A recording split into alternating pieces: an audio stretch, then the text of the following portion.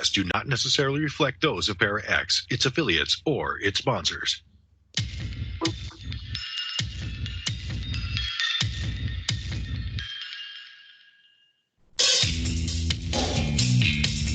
Supernatural, metaphysical, paranormal. You know, all those things you've been wondering about?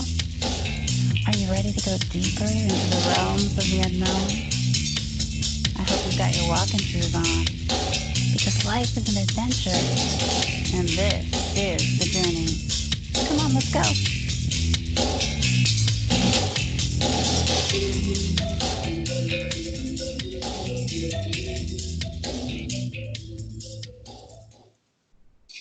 Hello and welcome to the show, everyone. It's Wednesday night, and this is the Journey Radio Show. I am Jen Cruz, your host tonight, and we're showing up as the She-Squatchers because we're talking about Bigfoot again and other cryptids, of course. I have my trusty teammate on the line. Hey, Jenna, are you there?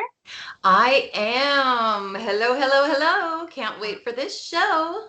I know. We always get such great people on. I'm excited. We've got Pat Turner joining us tonight, and I got to tell you just a little bit about him. He discovered the Bigfoot phenomenon, was really quite real about 20 years ago when he realized how many people were seeing them in the woods. Since then, he's remained an objective observer of the phenomenon as well as the Bigfoot community itself. Several years ago, he and his friend Ernie started a podcast called Squatch Talk, and although he has had 2 Bigfoot encounters, he does not consider himself to be a researcher, and he doesn't go into the woods to seek them out on purpose, and honestly would prefer not to be close to them. He believes that the current boots-on-the-ground tactics will never move the ball down the field, as we are severely outclassed by them in their own turf, and they can't be tricked into revealing themselves. So he believes that the 50 years of mass effort without conclusive results proves that he might have a point.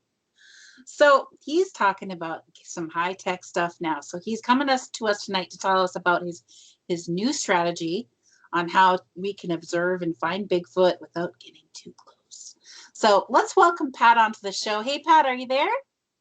Yes, I'm here. And thank you very much, She-Squatchers, Jen and Jenna. Thanks for having me on. I'm glad to be here tonight. We're excited to have you on. We're glad to have you, yes. One thing you didn't tell me is, where do you live?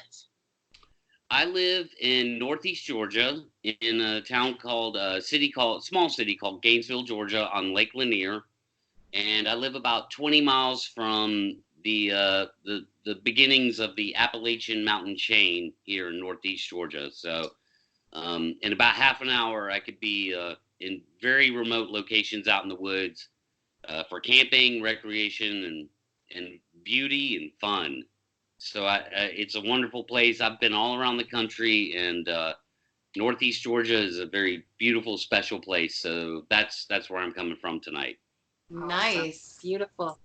So another surprise, and I just told Jenna right before we came on the show live, but Pat was also a walker on The Walking Dead.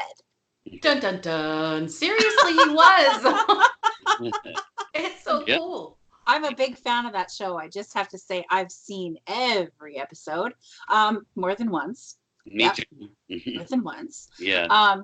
And so please tell people, about your experience being a walker and the seasons that you were on and what that was like.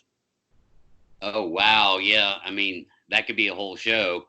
But I'll try and boil it down a little bit.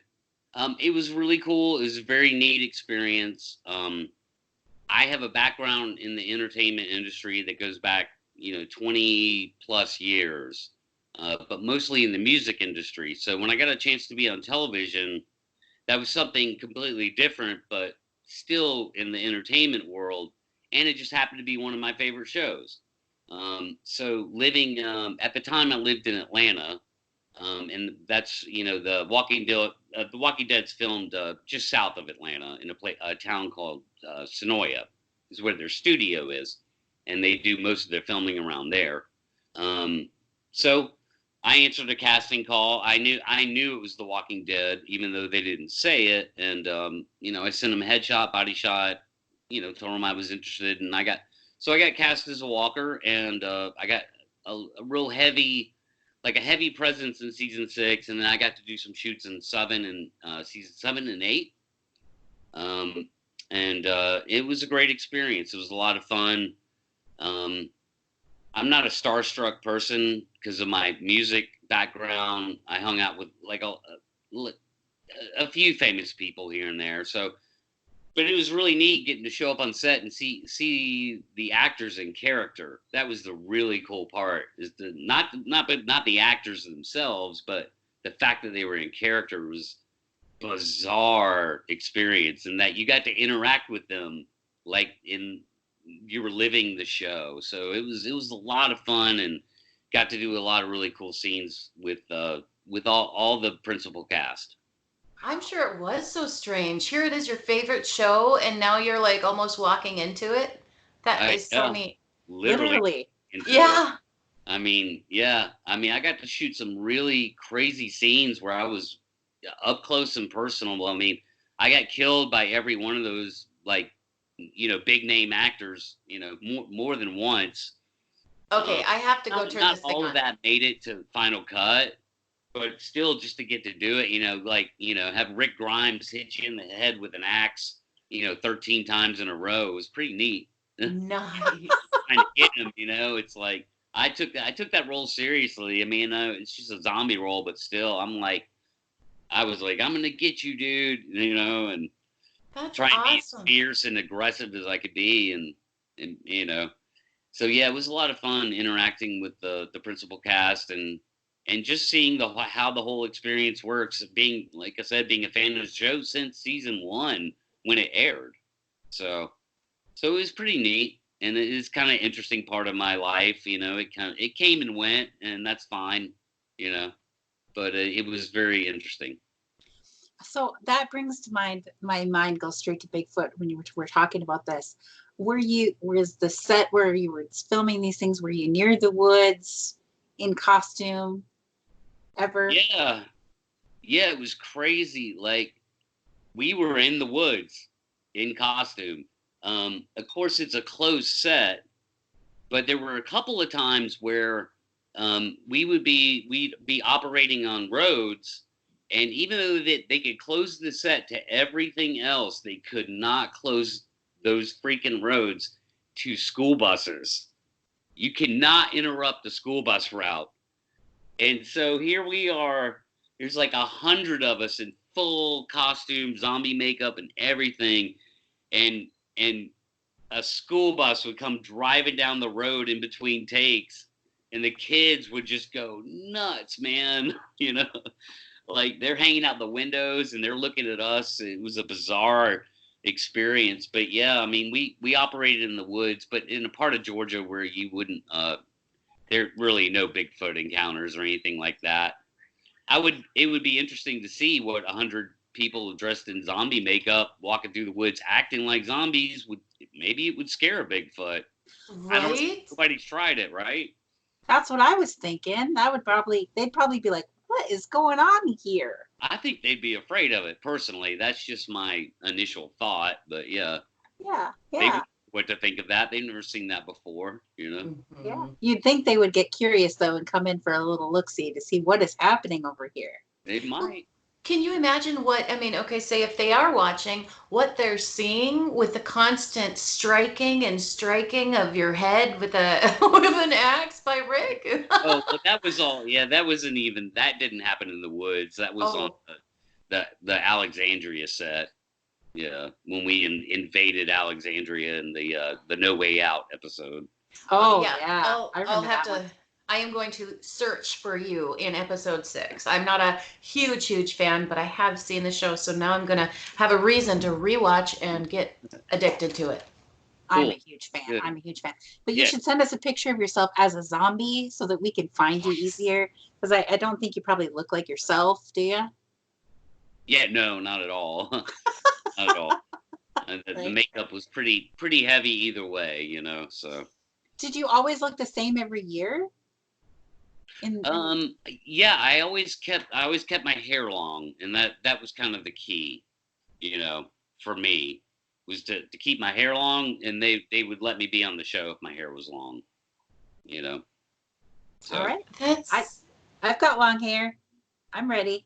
I do too. Look, it even fits in one of these. No, I'm kidding. I just find that so cool. Yeah, that is awesome. That is My awesome. niece is going to be so excited. She'll probably be able to pick you out right away. Yeah, it was a lot of fun, but honestly, I mean, I shot a lot of those scenes with a lot of other, a lot of other zombie cast, and so yeah, I mean, I could get a little screenshot here and there, but at the end of the day, man, they edit so much of it that, you know, like even if you're a cast member, you're probably not getting as much screen time as you want. You know, it's a bizarre. Everybody's fighting for camera time. Yeah. It's a Well, bizarre thing. here's the question: have you actually gone back and watched the episodes yourself to actually see yourself? Of course, yeah. I got to okay. see them obviously when they premiered. You know, Uh-huh. later after I had shot them, and then I've seen them even since. You know, like even recently, just watching them. You know, with my girlfriend, that episode she hadn't seen, and she didn't know that I was in, and stuff like that. So yeah, like even now we've been watching them, and I got to see all that again, and try and pause the TV at the right moment and go, that's me, you know. Oh, that's so cool. But it's really the experience that it's just being able to talk about it. There's so many cool stories, you know. Yeah. That's really even cooler than any camera time I actually got, you know. There's a question in the chat room. Sherry wants to know, do they reuse the same zombie actors or is it a different bunch each episode? And my additional question to that is, was it a mask or did you have to go through extreme makeup every time? I'll answer both questions. They do reuse people, and they're never exactly the same. So you would like the viewer would never know. I can spot people out. Like I can spot people out that I hung out with, so I can see them, you know, in their really good scenes and in the different makeups and different episodes. But there's different tiers of makeup, and so there's a mask tier, which works out pretty good sometimes if you're wearing a mask. And the masks, they're really good masks. And then there's just kind of paint and blood on your face. And then there's the real, like, super duper professional prosthetics, you know. And they like to get that gig, like you kind of had to be like they really went for like thin, like there was a few people on the show that had medical issues, to be honest with you. So they had like real thin faces so they could build off that and stuff. So it's different tiers. Yeah. So what I'm getting here is that we're too healthy to be on the show, Jenna. What are you talking about? Speak for yourself. No. I'm just teasing. I always say, I live in Minnesota. It gets 50 below zero here in the wintertime. It's survival of the thickest, I know. But again, we filmed in and around Sonoya, Georgia. So if you don't live in Georgia, you're probably not going to get on the show unless you win a contest or something, So when the kids drove by in the school bus, did they know that what you guys were doing?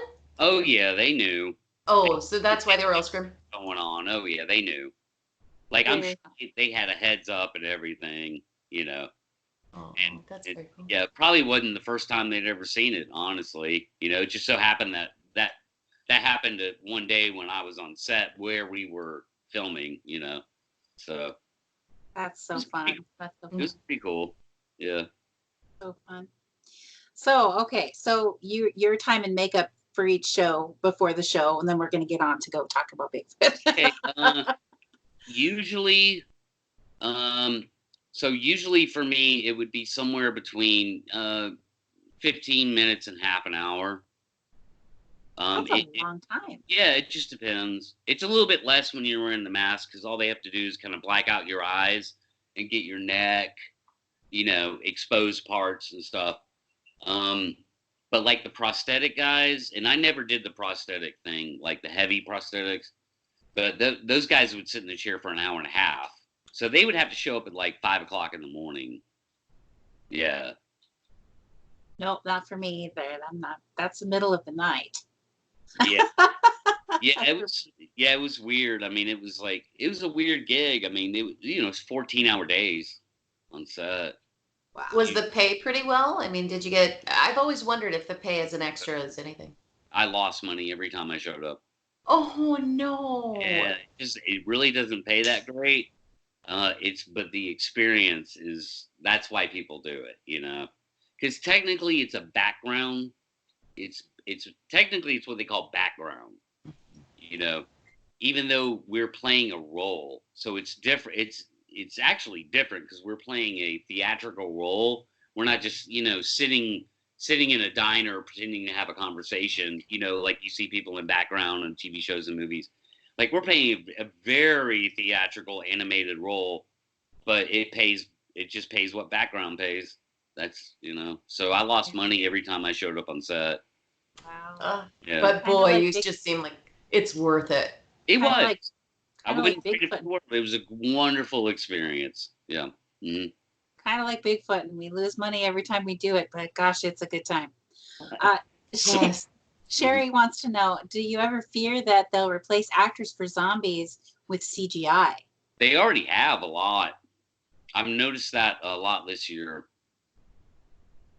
So instead of getting 100 people or 200 people on set, they'll CGI it. They even did that in some of the episodes I was in, just for like they would get a big aerial shot and just fill it full of this CGI zombies. There was no aerial shot happening that I ever took part in. So they've already started doing it. They've been doing it for a while, and it seems like they're getting I would say worse about it. They're getting heavier on the CGI, but as long as Greg Nicotero is there, he'll always have like boots on the ground people doing the zombie roles and getting in the actors' faces. So that I think that scary element of, are they gonna get bit? Are they not? That'll always be like real people playing those roles as long as The Walking Dead, this version of The Walking Dead's on television. Yeah. Ooh, this version. I wonder what that means for the future. Well, there's a lot of different versions coming out. They're coming out with a whole Walking Dead world with different storylines outside the original Walking Dead. So there's a kind of a Walking Dead universe that's coming out to television now. Yeah. Yep. Oh, I know. I'm a big fan. Jenna, not so much. Sorry, this new universe you were just talking about just like blew my mind. I have to turn it on. Yes, you do. Okay, so we got to start talking about Bigfoot because I want to hear more about what you're doing with that, your ideas. Right. I know you're a drone operator. Can you tell us about that? Because I think drones are fascinating, but I'm scared. I'm not a great driver in the first place. I can't imagine flying. Yeah. Tell us a little bit about that, would you? Yeah, sure. And the drones kind of fly themselves. They're actually not that hard to learn how to pilot, to be honest with you. It's sort of like playing a video game, but it's the tough part in the drone world is to get the cinematic shots, the real artsy stuff. That takes a lot of control and finesse and an artistic kind of mind. But yeah, I'm a commercial drone pilot. I'm an FAA certified remote pilot, which I hesitate to say on here because might start talking about some things that might be breaking the rules as far as being a certified pilot, honestly. But I've been flying drones for several years now, and my whole thing has become, as far as Bigfoot related stuff, there's really no better way to observe them, find them and observe them than with a thermal drone. And I don't see any, like, I don't know, like, change my mind. Like, it's just such an advantageous position to be in, and you can cover so much territory in a short amount of time with a high visibility with the thermal capabilities. you have a high visibility from even far away. You're going to get like nice hits on anything that's out in the woods. So once you kind of learn that signature from afar away, a bigger signature, you can hone on it real fast. And you could literally be 2 miles away and staring at a Bigfoot on the ground and watching it in a way that no one's ever done before. Is there a certain amount of hours that you have to put in to have the FAA certified license? To get licensed, which would not, that's separate from looking for Bigfoot. Mm-hmm. Like the FAA would never sanction that kind of like being in those areas, flying at night, unless you're part of a search and rescue team. Okay. Yeah. And you certainly never ever say Bigfoot to anybody like that. But to get a license, it just requires a test, a knowledge test, which is a version of a pilot's test, which is harder than you think. Like, they really want you to understand how to operate in the national airspace and have way more knowledge than you need to know to fly a drone in the airspace. But yeah, it's just a matter of taking the test and paying the fee. And if you pass the test, you're certified. So what do you get to do that people that are not certified get to do?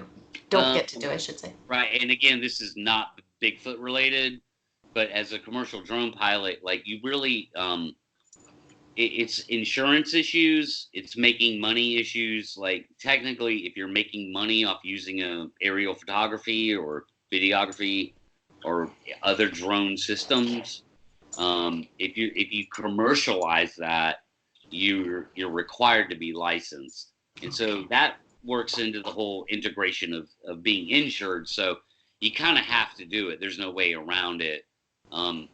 Some people skirt it, but if you really are serious about making money using your drone, you have to be FAA certified pilot, remote pilot. Wonderful. Of course, there's already a question in the chat room. What kind of drone do you recommend? And I'm sure the next question will be, and how much does that cost? Yeah. I mean, if we're talking about a thermal drone, they're rather expensive because of the camera. It's not so much the drone, but thermal cameras are quite expensive. Even though the cost has come down a lot, people don't realize, that $150,000 thermal camera 15 years ago now cost about, $8,000. So the technology, just like everything else, like televisions and computers and everything else, the technology advances, the price actually comes down. Thermal drone, a good thermal drone is going to run you about $10,000, maybe a little less. All right, Jenna, get on that, would you? Yeah. How can I make that money again? Oh my gosh, $10,000. That's too much for me. Too much. Yeah. We might have to take on a She-Squatcher honorary drone pilot. Who has their own equipment. Yes, I think that's smart. So if you're interested. Yes. Oh, that's awesome. That's awesome. Awesome. So tell us a little bit about, we've got like 4 minutes till we go to break. So can you tell us a little bit about your strategy and your ideas behind that? Well, it's pretty simple. It involves going into remote areas that they're known to be, and in a systematic approach to searching for them.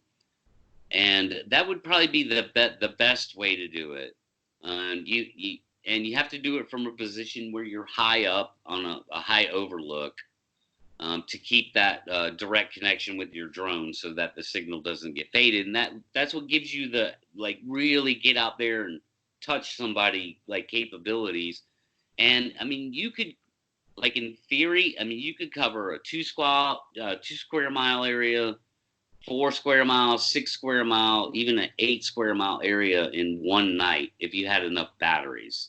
And that's a large amount of territory. And oh, by the way, this has to be done in the wintertime when the canopy is down in parts of the country where the canopy drops.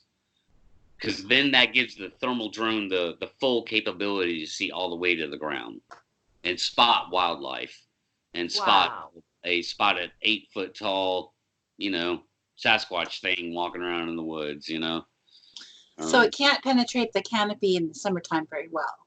Not at all. Okay. Not at all. Well, you might like Minnesota then, because we have winter here a lot for a long time. Long canopy drop, I know. Mm-hmm. Lots of snow.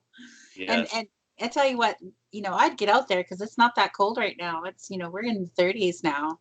It feels beautiful. I'm ready to go out there in shorts, but because it's coming out of the winter, so it feels really warm to me. But right. But the snow is still really deep, so getting out there is a little harder if you don't have snowshoes. Yeah. Don't forget, I don't know if everyone knows this, probably not, but in the Midwest, especially in the Minnesota, North Dakota area, especially Minnesota, the area that we frequent, you start walking in snow and it looks like nice soft snow, and all of a sudden you get into this big water, like it's water and slush underneath. So unless you're wearing very high boots, you're gonna be wet. You know what I mean? And people don't expect it. So just to let you know, if you guys go out, just be prepared for wet. Yep, there's like a lake under the snow. It's crazy. It's starting to melt a little bit. Exactly. It's fun though. Tell you what. It can be. Well, it's about halfway through the show. Let's go to our break, and we'll come back with more questions about Bigfoot. So stay tuned, everybody. We'll be right back. All right, good job. So, yay. Mm-hmm. We just have to listen for Sarge to tell us the cue to come back on the air. All right. So you're doing good? That's fascinating about The Walking Dead. I know everybody's going to want to. I knew everybody would want to know about that. And that's cool. I could do a whole show on that. Trust me, man. There's so many stories and just cool things I could say about that situation. It was a neat experience, yeah. That would be so neat just to experience. I'm totally jealous. I'm happy for you, but I'm so that would be such a neat experience, especially for. It was very neat, and it was hard. It wasn't easy. Long days, long drive to get there. Did you carpool? No, I just drove there. Yeah.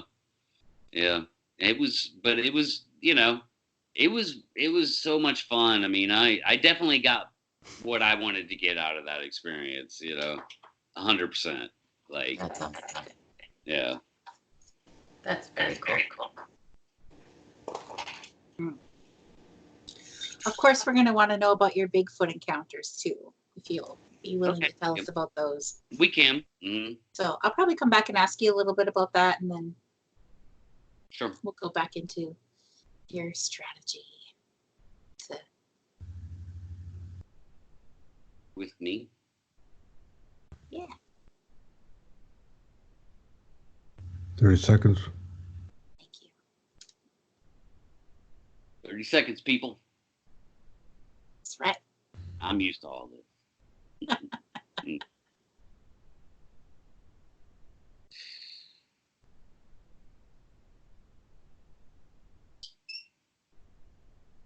10.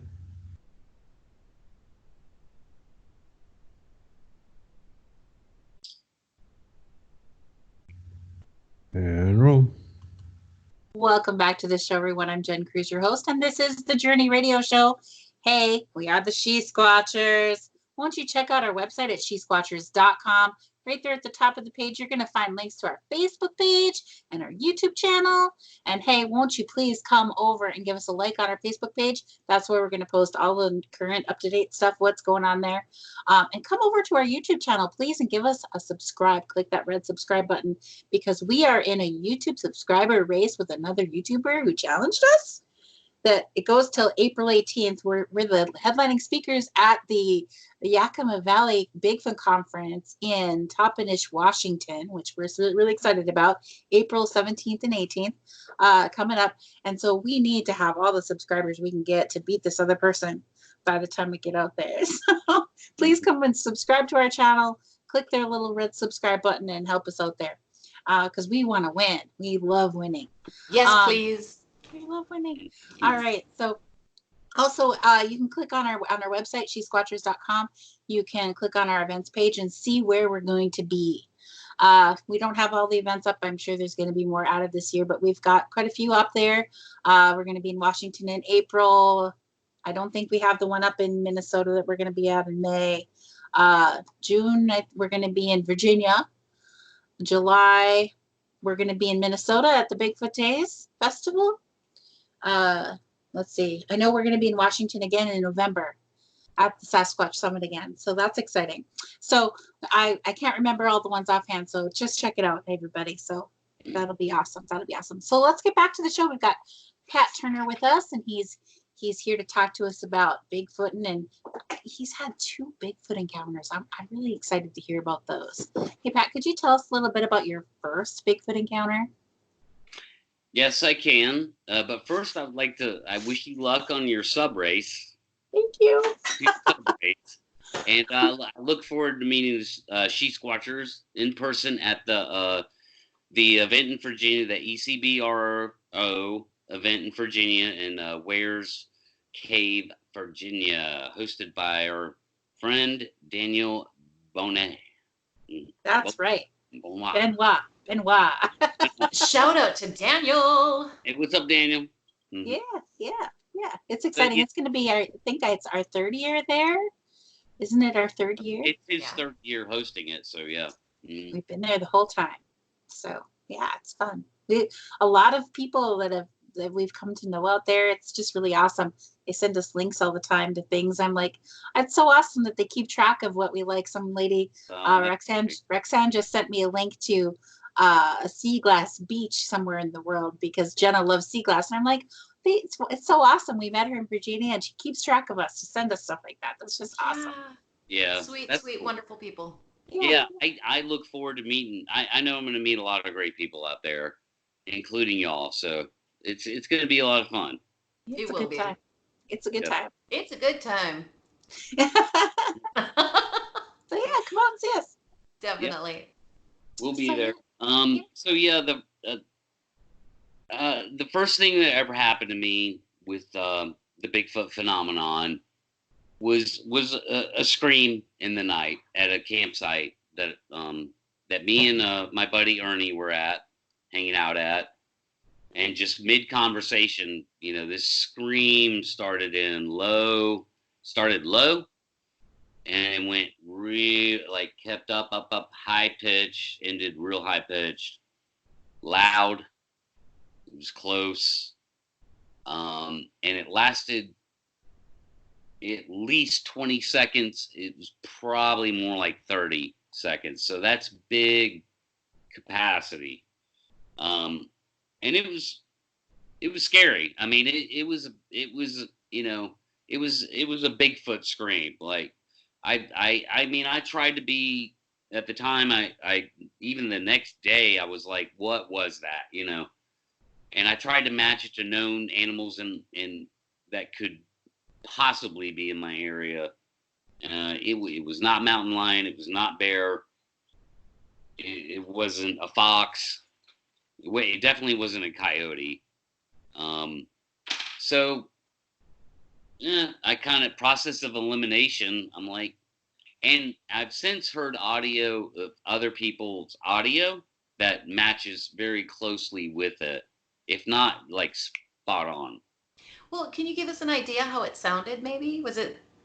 Ooh, Not putting you on the major spot, but was it just like was it more of a howl? Was it more of a ooh, like that kind? So don't, oh great, this is on the radio now, everybody heard it. Started out like that. It started out low, like kind of what you were just doing, but it quickly went into a scream.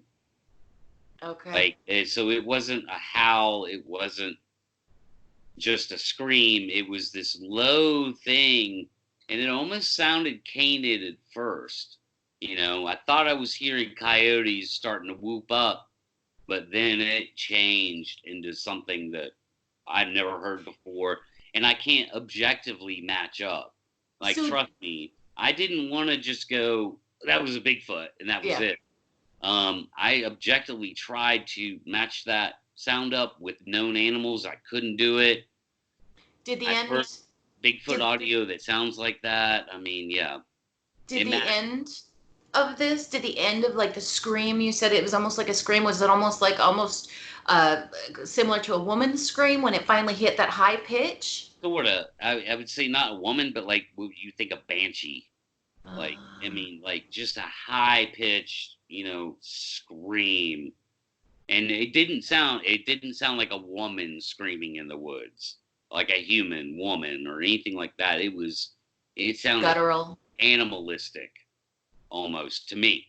And very scary. I mean, it had a dramatic impact on me. Like, we didn't leave. It wasn't enough. And that was it. That's all that happened. Nothing else happened after that. But it didn't have enough of an impact on us to leave. But, I mean, I stood watch over the camp with my rifle until basically the sun came up. So, I mean, they had that impact on me. And so, I mean, that was the thing that happened, It's like at the time, you don't know, you're like, is that really what I think it might be? It's all the confusion sets in. You're trying to justify stuff, but in the perspective I have on it now, I pretty much know what that was, Very cool. Very cool. Mm-hmm. Yeah. So how far away do you think it was? Maybe 50 yards. Pretty close. It was, it was in that ballpark. It was pretty loud. You could almost feel it. Like, I didn't feel it, but it's like you could almost feel it. The projection was so strong. So you just sat around with your gun all night, waiting to make sure that if it comes back, you're going to be ready, whatever it was? I didn't know what to do. I mean, like I said, it wasn't scary enough to leave. Mm-hmm. And I had my buddy there, and so we were together, it wasn't like we were alone. Mm-hmm. And so, I didn't know what to do except stand around and keep the fire lit, until the sun came up with my rifle strapped over my shoulder. That's it. Well, so, you have a wonderful story to tell. So what did your friend think? I mean, what did he think? What did you guys talk about? Man, he wasn't convinced, and I don't even know. We don't talk about it too much now. But I mean, he still kind of takes the different angles that, well, it could be this or it could be that. And, I think he kind of had his reasons for that mindset at the time, is because he was getting ready to build a cabin 100 yards away from that campsite we were at. And so I think he just didn't want to think that was possible or something, I don't get it for him, but that was kind of my opinion of him. And also he's an objective guy too. So maybe he's just being more objective than me, and not so willing to go, well, it was definitely a Sasquatch. Mm-hmm. But nowadays I write it off as that because that's the only thing I know to write it off to. So did he end up building the cabin? And if so, did he ever have any other experiences that he could? No, he's never had any problems at that cabin. Ever. Wow. Good. But my second encounter happened in that exact same spot, in that exact same campground 3 years later. Or not campground, it's a campsite that it's on private land, actually. But it's a huge amount of land, and it's a very rural area, right? So 3 years later, it's kind of a long story leading up to it. A lot of weird things happened that day, but basically at the end of the night, I zipped up the tent. The second I zipped up that tent and laid down, the wood knocks started out in an area of the woods that, there's nobody out there, man. And the wood knocks, and that lasted a good 20 or 30 minutes.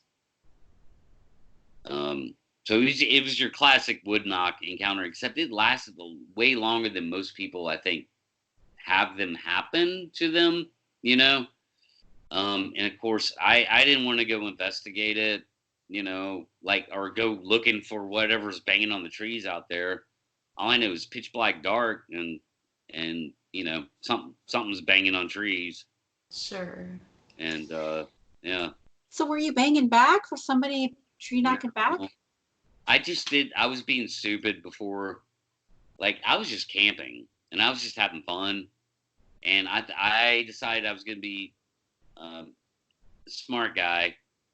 And I did pick up a stick and banged on a tree a few times, probably 15 minutes before I bedded down. And I'll never do that again. Wow. So you started it. You started it. Yeah. You did. One could make that argument, and I don't think that's an illogical conclusion at all. I mean, I did, I was being smart and thought I was being cute, and I got my tent and I got banging on trees outside my, So what was the intention behind the tree knocking? Do you think what did you feel that there was an intention behind it? No, I didn't feel anything other than, oh my God, I can't believe this is happening. Okay. So they weren't, like, I'm wondering, were they trying to intimidate you? Were they just saying, hey, we're here, we're knocking back? Why aren't you resupplying? I don't know. There was nothing aggressive. It was just the wood knocks, so there wasn't any aggressive movement or anything like that. But the wood knocks were enough for me to roll my eyes and go, oh my God, this is happening. I can't believe this is actually happening to me, and it felt very primal. It gave me a very primal response, I mean, I did get out of the tent, but I got right back in. I mean, it was just, I was having some primal, like, I felt weird. I just felt weird about it. It's hard to describe. So when you did happen to hear this knocking, you said that it happened 20 to 30 minutes. Now, did you notice that it was just coming from one area, or was it kind of coming from different areas around your It never moved, tent? I could tell. It was just coming from the one area. That's it. How far away do you think it was? It had to have been within a 30 to 50 yard range. I mean, it was clear as day to hear it. I mean, so it wasn't super close, but it wasn't like really far away either, and yeah, it was, I'll tell you what happened. Eventually I just said, I was exhausted, to be honest with you. It was a long day and I had a lot of fun. It was a beautiful day. Like, it was my first camping trip of the season. It was a beautiful fall day, and I felt I just wore myself out, and I eventually just passed out while it was happening. I just completely passed out. I said, screw it. If it comes to try and get me, it comes to try and get me. I'm done. I'm going to sleep, because I kind of got, it's not that I got bored with it. I was just tired of it. It's like, Maybe they just recognized you from The Walking Dead and thought, oh my gosh, there's that guy. you never know. That's funny. Those were the two encounters that I'm gonna say were likely Bigfoot related. I've never seen one, so it's not one of those deals. But you said, you told me earlier that you have no interest in being close to them. Why? Yeah. Just because I don't. I find them to be intimidating.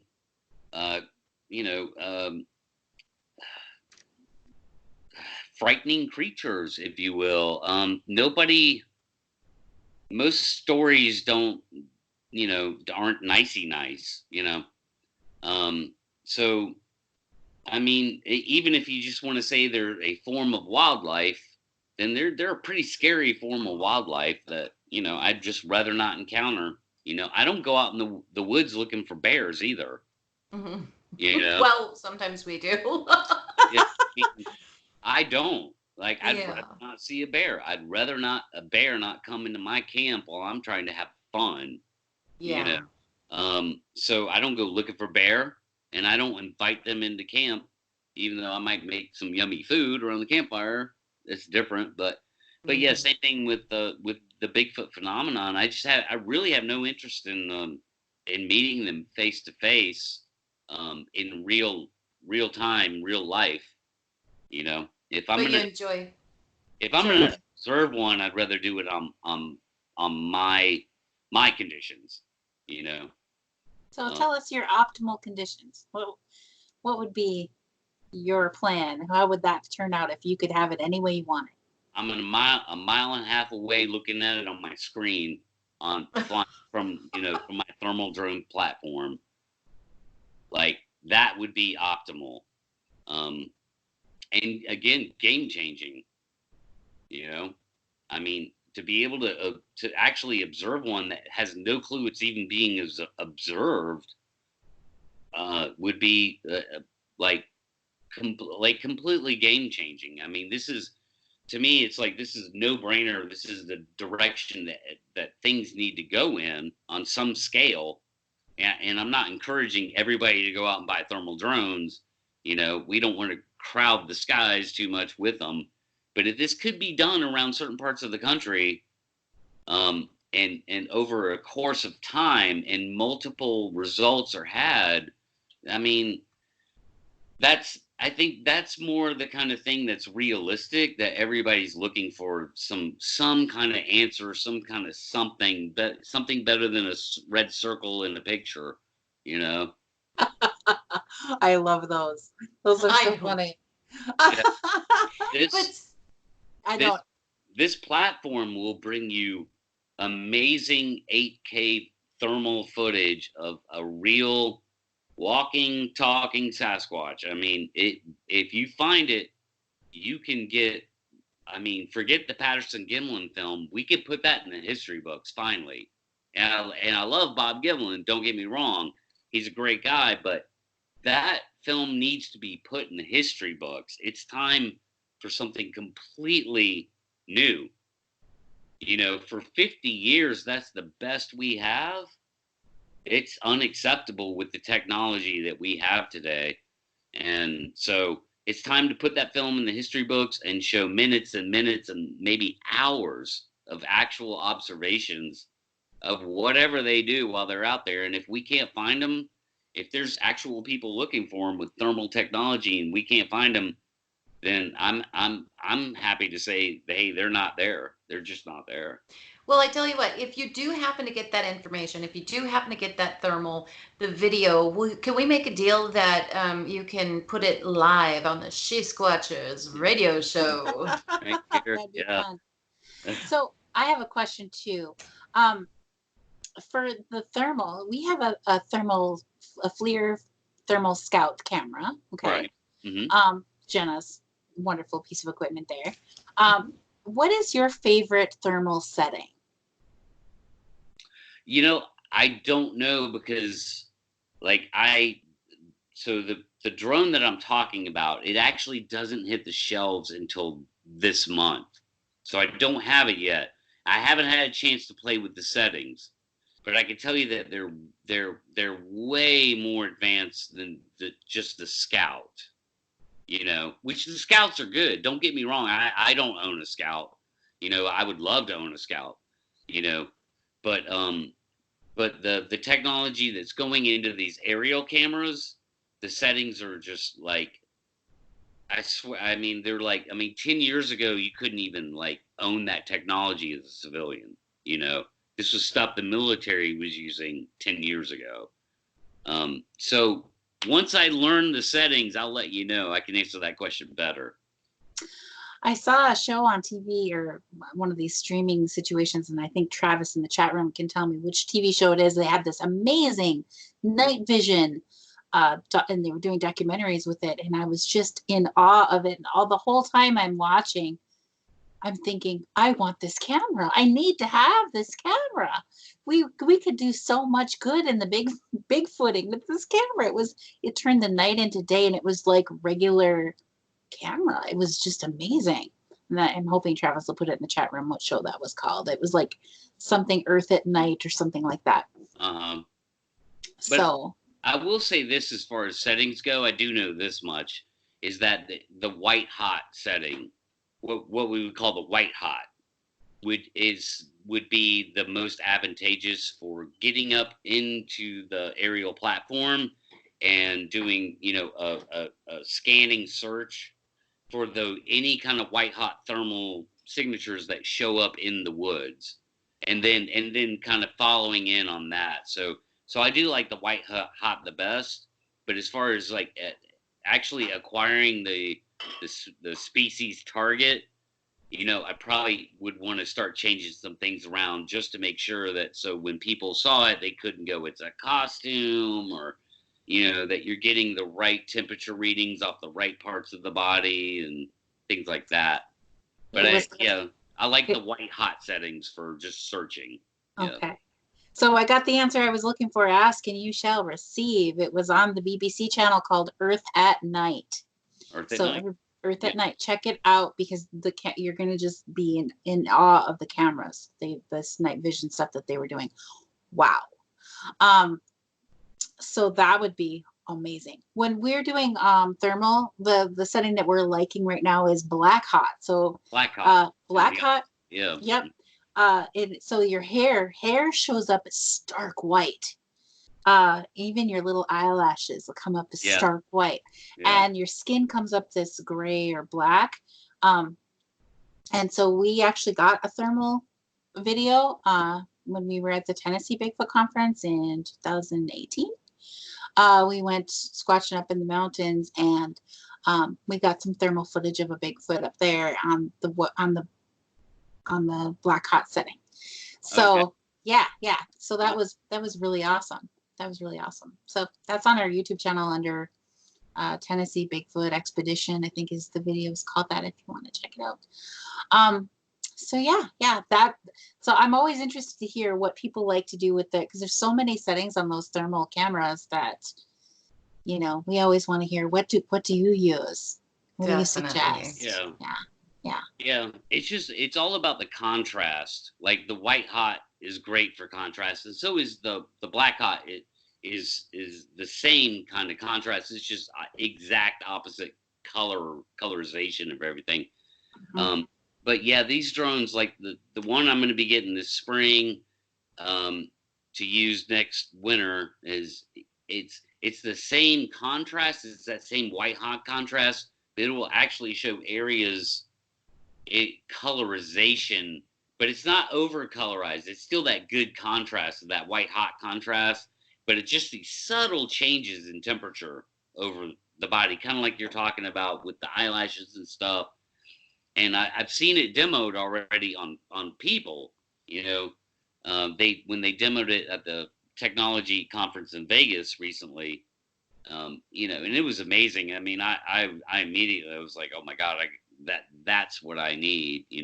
It's got a 40-minute flight time, which is huge for a drone. It's usually about 20 minutes. So really? That's twice the flight time, yeah. And it'll fly at 40 miles an hour. So you can get to an area real fast if you wanted to, or you can cover a long area back and forth. And the 8K, it'll film that thermal imaging in 8K resolution. So this will be undeniable. It just will. It's not hoax territory. You can't hoax this. It'll be undeniably scientific, real observations of a Bigfoot. That's how it gets done. I have a question, though, about that 8K. Mm-hmm. I know with the 4K and the higher we get, the more you need on your computers to be able to run them. 8K, what does that got to do to your computer? Yeah, agreed. That's some serious processing you need. But at the end of the day, even if you use the right computer to compress it down a little bit and with the right software, it'll still come out beautiful, amazing footage. So there are ways to handle the 8K, and with that particular drone, you don't even have to actually film it in 8K. You could have the option to film it in 4K or lower. So I probably would never go lower than 4K because that's what I'm used to. So I do make videos in 4K and know how to compress them properly and still have a beautiful picture. But at the end of the day, even if you have that micro SD card that's got that 8K footage on it, I mean, it can go somewhere. That's for sure. That's wonderful. That's wonderful. Yeah. We're coming to the end of the show already. We've just got less than 2 minutes left, and I want to make sure that people can find out how to contact you. Do you want people to contact you if they have questions or interest in you? How can they find you? The best way to find me would be on Facebook. I have a page called Prime Ape Objective. That's Prime Ape Objective. So they can go to that page on Facebook. My name's Pat Turner. You can contact me at Pat Turner on Facebook, and I also have a Prime Ape Objective YouTube channel, and that's pretty much where Squatch Talk lives, is on in the Prime Ape Objective umbrella. So that'd be the best way to contact me, I'd say. Awesome. And of course, you can watch you on The Walking Dead season 6, 7, and 8 as a walker. Let me one.